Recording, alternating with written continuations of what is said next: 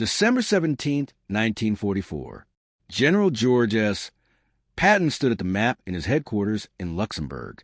The atmosphere in Patton's office was electric. Phones were ringing constantly. Staff officers were rushing about, because the news coming from the north was terrible.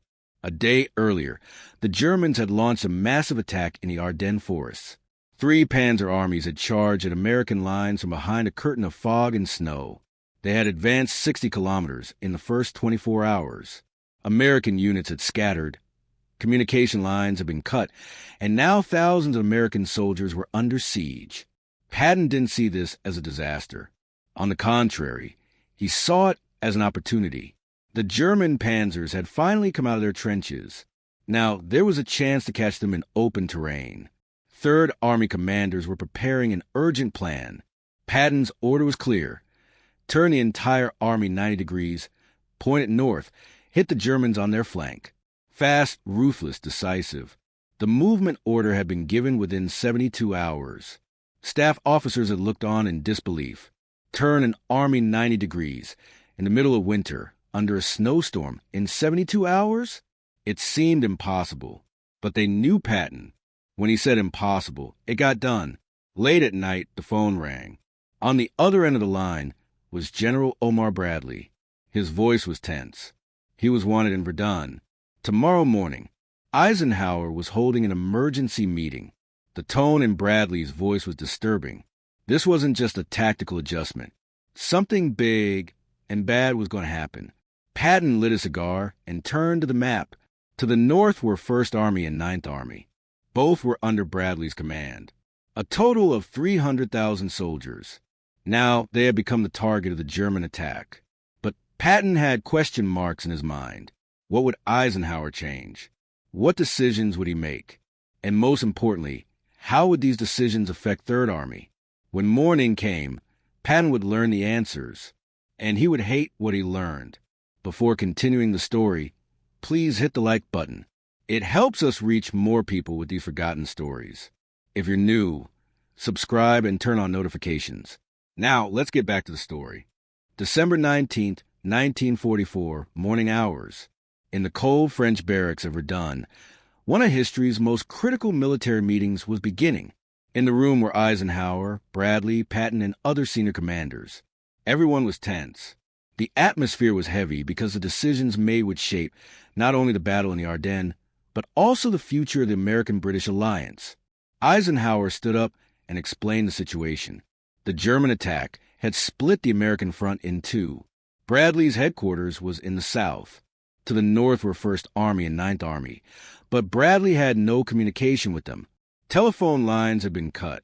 Radio signals were disrupted. Bradley couldn't command the northern front from his headquarters in the south. Eisenhower's solution was presented with cold military logic. 1st Army and 9th Army would be temporarily transferred to Montgomery's 21st Army Group. Geographically, it made sense. Montgomery in the north, Bradley in the south. Unity of command was needed. Patton's face immediately turned bright red. Bradley reacted as if he had been slapped. These were his armies. He had been commanding them since Normandy. The tension in the room had become almost tangible. Patton jumped to his feet and voiced his objection loudly. Eisenhower's response was sharp and clear. An order to sit down was given. This was not a decision open to debate. In the rest of the meeting, the strategic plan was detailed. Montgomery would stabilize the northern front. Patton would attack from the south toward Bastogne, hitting the German flank. The attack date was set for December 22nd. Patton reported he could start in 2 days. His voice was cold and distant. When the meeting ended, Patton and Bradley walked out together. Both were silent. Then Patton exploded. His words about Montgomery were harsh enough to go down in history.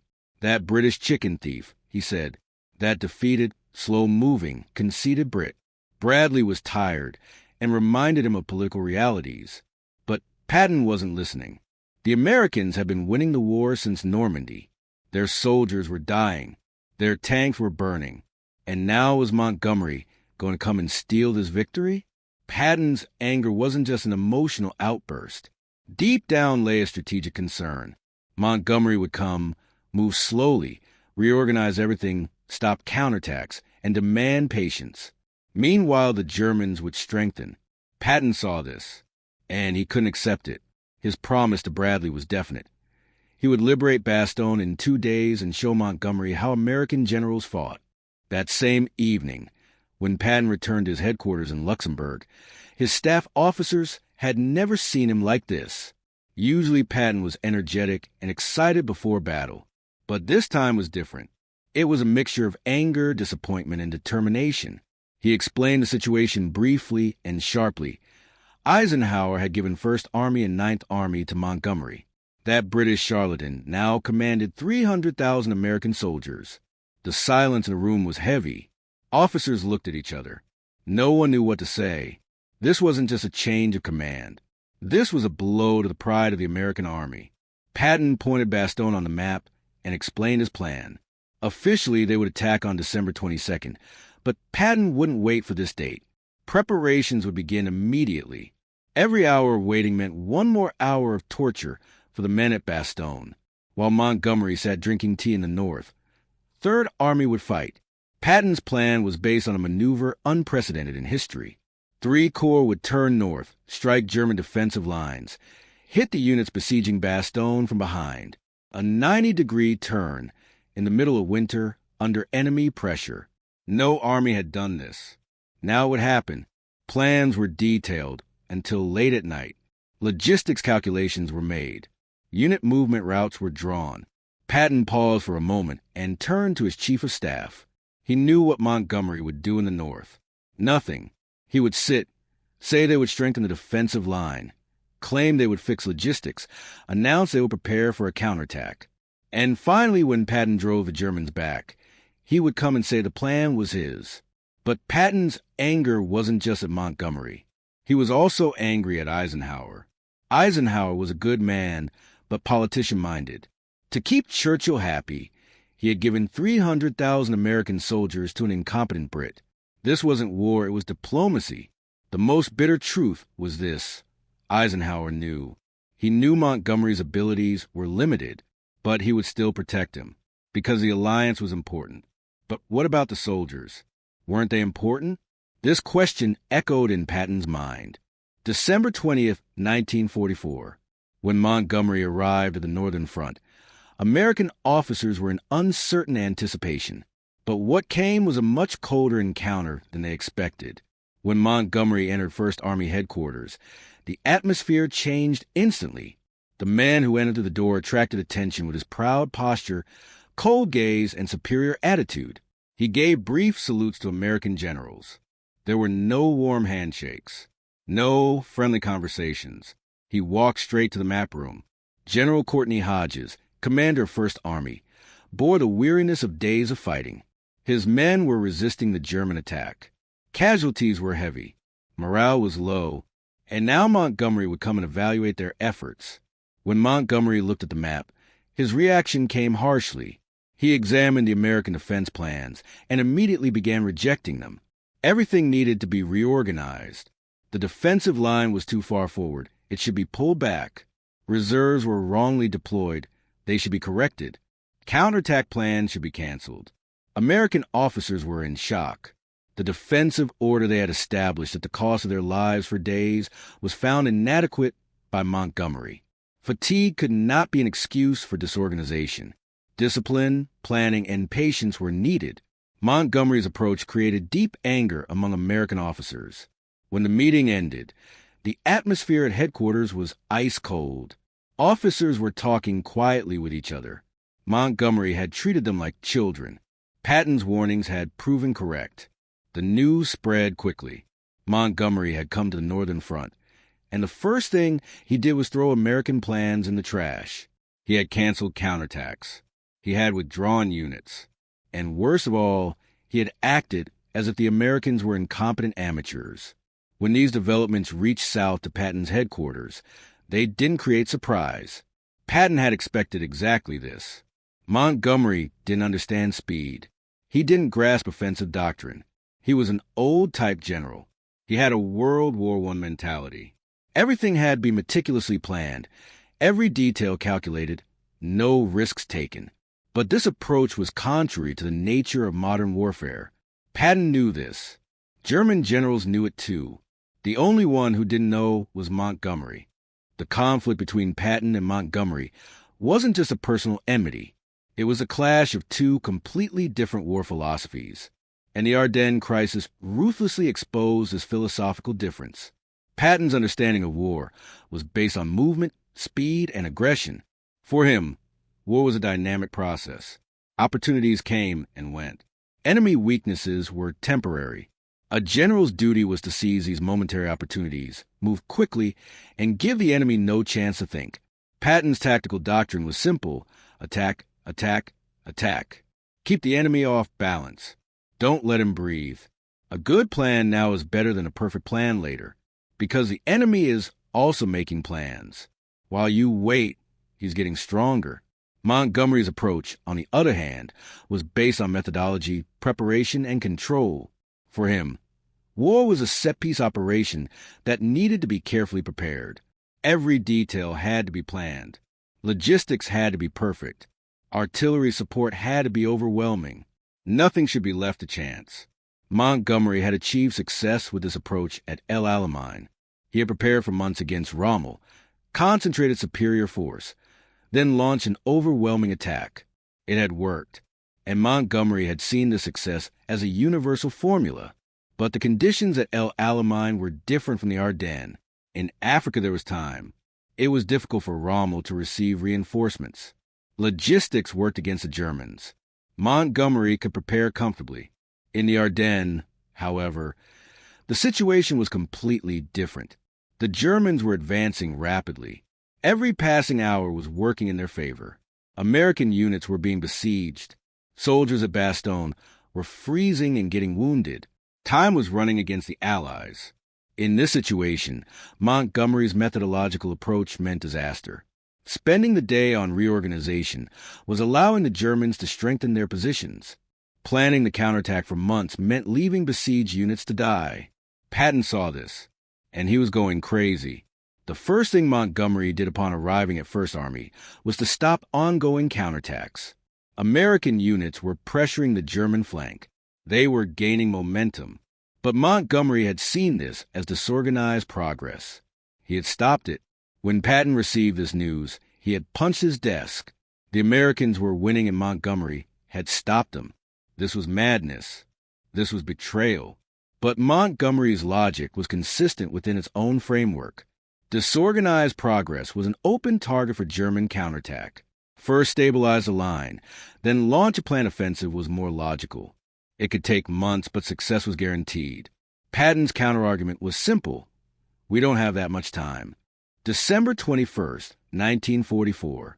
While Montgomery was making reorganization plans in the north, Patton was accomplishing the impossible in the south. Third Army's northward turn movement was a unique achievement in military history. 133,000 soldiers, 11,000 vehicles, hundreds of tanks were in motion, and all of this was happening in the middle of a snowstorm, on icy roads, under enemy fire, under normal conditions. Such a movement would require weeks of planning. Logistics calculations would be made. Road networks would be analyzed. Detailed instructions would be given to units. But Patton didn't have time. He had to reach Bastogne within 72 hours. Patton's staff was working day and night.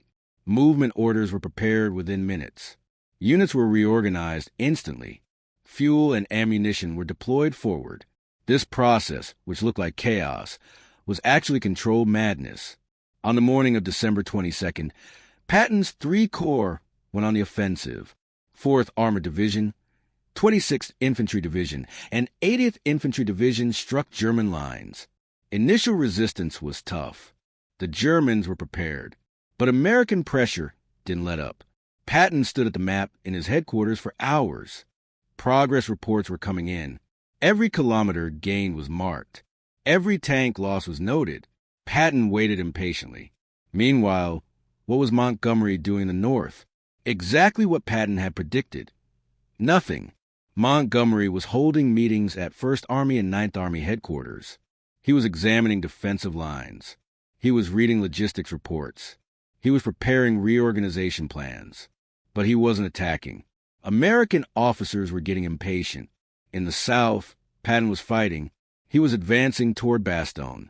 In the north, nothing was happening. Just plans, reports, meetings. Montgomery's defense was logical. A hasty attack could lead to disaster. The Germans were still strong. They could make more counterattacks.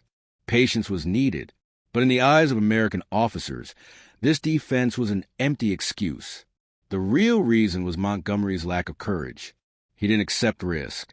He couldn't tolerate the possibility of losing. That's why he was waiting. On December 23rd, Patton's units encountered heavy German resistance.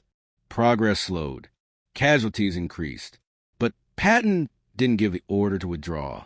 On the contrary, he sent more units. He applied more pressure. December 24th was Christmas Eve. Soldiers at Bastogne were living their 9th day under siege. Ammunition was running low. Medical supplies were running out. The wounded were freezing. December 25th, the miracle happened. The weather began to improve. American air forces took off. Supply flights to Bastogne began. Bombardment rained down on German positions. On December 26, Patton's 4th Armored Division reached the outskirts of Bastogne.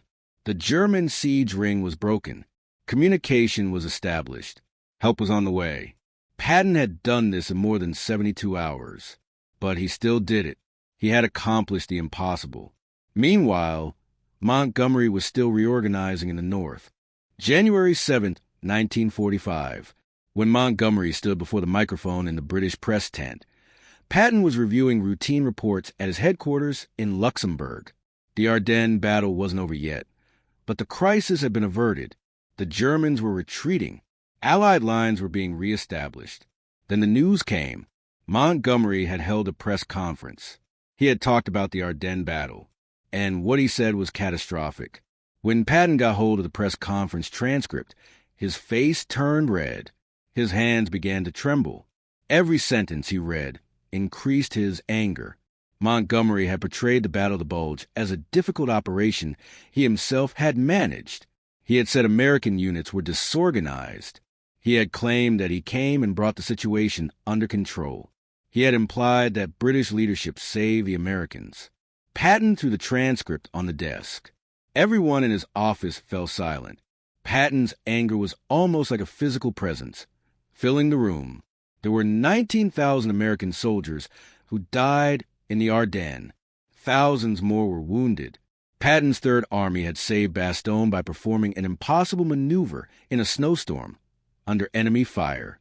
Units of 1st Army and 9th Army in the north had fought heroically for days. And now Montgomery was coming and presenting all this effort as if it were his own success. That evening, Patton addressed the officers at his headquarters. His words were harsh and merciless. He characterized Montgomery as a thief. He described him as a charlatan who used American blood for his own career. But Patton's anger wasn't just at Montgomery. He was also angry at Eisenhower, because Eisenhower had allowed the situation. He had chosen to protect Montgomery. He had sacrificed American honor. That night, Patton wrote the following in his private diary: Montgomery is a characterless liar. Eisenhower protects him because he has to please the British. But history will see the truth. American soldiers won this war. The British just watched. The days after Montgomery's press conference created a deep rupture in the American command structure. General Omar Bradley sent an official message to Eisenhower. He would never work under Montgomery again. If his command structure continued, he would resign. Patton's reaction was even harsher, but manifested in a different way. Instead of openly rebelling, he went into silent resistance. He began ignoring Montgomery's existence. He sent cold messages to coordination meetings. He minimized communication with British commanders, but he fought the real battle on the field. Patton decided to shame Montgomery with performance. He would respond not with words, but with actions. In February 1945, Montgomery was making big plans for the Rhine crossing. This operation, called Operation Plunder, required months of preparation, air bombardment, artillery support, 2 airborne divisions, detailed logistics planning. Montgomery's signature was everywhere. Perfect preparation, zero risk. When Patton heard these plans, he wore a mocking smile. Montgomery was still living in World War I. Big set-piece operations, overwhelming force, slow progress. When March came, Patton put his own plan into action. He approached the Rhine near Oppenheim. German defense was weak. An opportunity had emerged. And Patton wasn't a general who missed opportunities. On the night of March 22, 1945, Patton's Third Army quietly began crossing the Rhine. There was no big air bombardment. There was no weeks-long preparation. Just a quick, bold maneuver. When morning came, Patton called Bradley and gave him the news. Third Army was across the Rhine, one day before Montgomery's big operation. This wasn't just a tactical success. It was a symbolic message. American speed and aggression had beaten British methodology. Patton had given Montgomery a 10-year lesson with a single operation. When Montgomery heard this news, he got angry, but there wasn't much he could say, because Patton had succeeded, and everyone had seen it. On March 23rd, Montgomery's Operation Plunder began. It was a magnificent operation. Thousands of soldiers, hundreds of aircraft, tremendous artillery support. Media coverage was fantastic, but everyone knew Patton had crossed first. The tension between Patton and Montgomery had ceased being merely a personal enmity and had become a symbol that questioned the nature of the Atlantic Alliance. American generals were now speaking openly. In meetings, in reports, in private correspondence, they were expressing their distrust of British leadership. Montgomery wasn't just a problem anymore. He was a symbol of a bigger problem, the British effort to use American power for their own purposes. Patton was the one who expressed these feelings most clearly. What he wrote in his private diary was getting harsher. He had begun seeing the British not as allies, but as rivals.